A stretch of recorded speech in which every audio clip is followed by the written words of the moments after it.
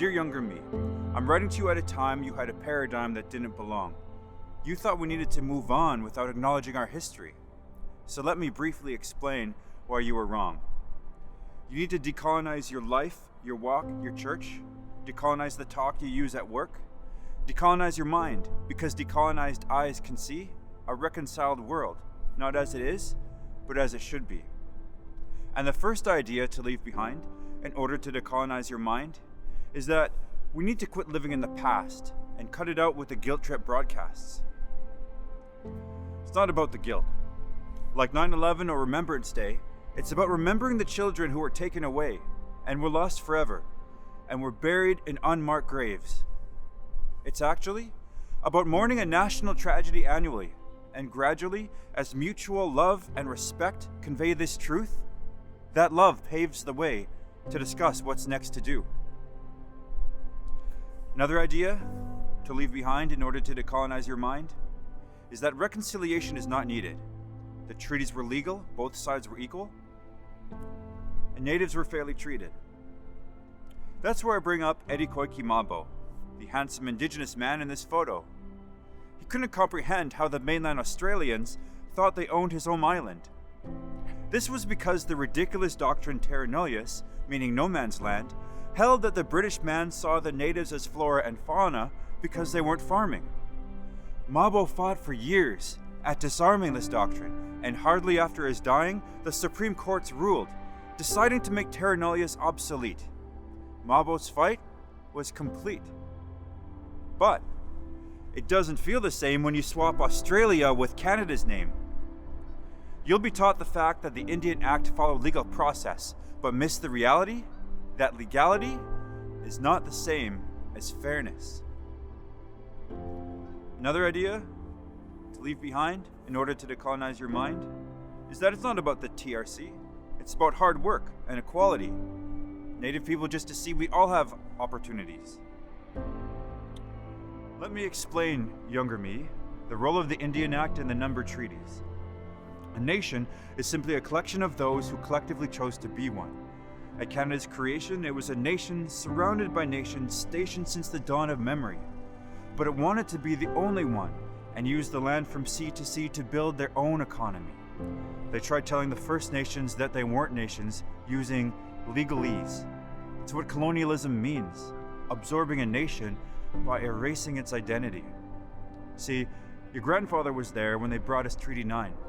At the time, it seemed fair. He agreed with what was promised and gave his consent, but their intent was dishonest. They were colonial tools used to restrict what we can do. For example, if we wanted to travel, we needed an Indian agent's permission to. I mean, you always hear it, but actually seeing a pass filled and signed by a man requesting to hunt on his traditional lands really impacted my spirit, because I couldn't understand how a government could be so paternalistic to a grown man. So no, because of the restricting policies that destroyed our economies, I feel that we're not on a level playing field. Another idea to leave behind in order to decolonize your mind is that First Nations aren't nations. It's just a name. They're really the same as other Canadians.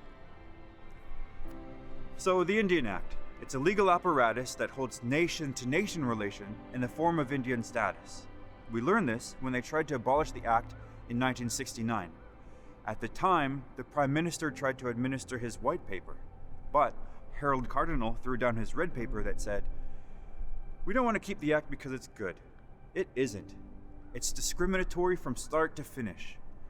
But we prefer living under the Act than pay the price of giving up our sacred rights.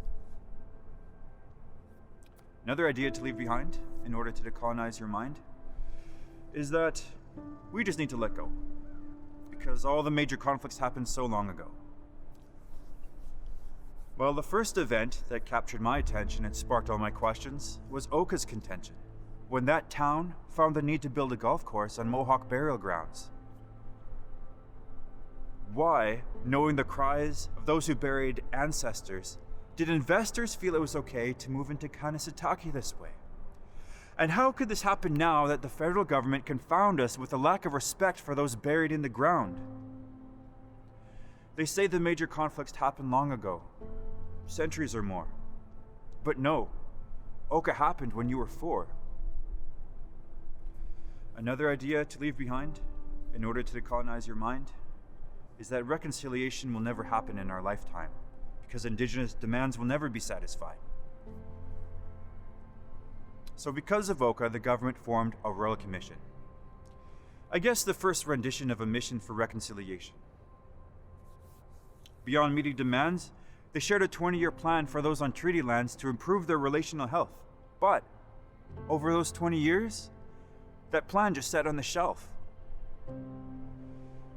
Today's iteration of that vision is called the Truth and Reconciliation Commission, chaired by Murray Sinclair, who made us aware that if it took 7 generations to forge the state that we're in, we need to at least begin, because it may take 7 more to restore our relationship to what it was before.